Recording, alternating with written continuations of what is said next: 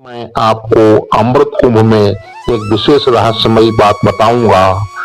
श्रीमद् भागवत के प्रथम स्कंद के द्वितीय अध्याय में क्रमांक 17 से 21 तक के श्लोकों में एक रहस्यमयी बात बताई गई है।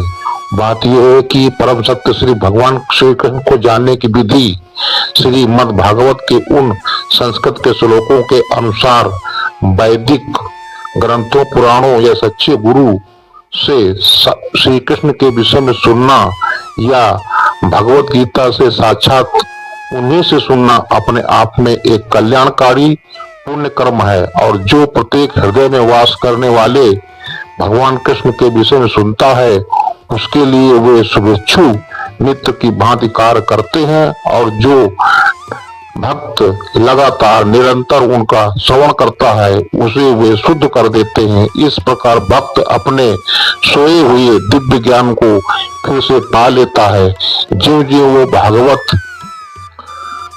तथा भक्तों से कृष्ण के विषय में अधिकाधिक सुनता है, त्यों त्यों वो भगवत भक्ति में स्थित हो जाता है।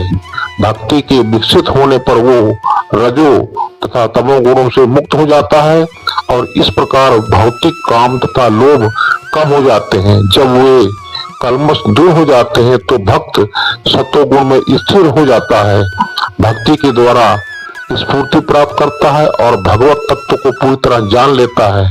भक्ति योग भौतिक मोह की कठिन ग्रंथि को काट देता है और भक्त को परम सत्य श्री भगवान को समझने की अवस्था को प्राप्त करा देता है। धन्यवाद।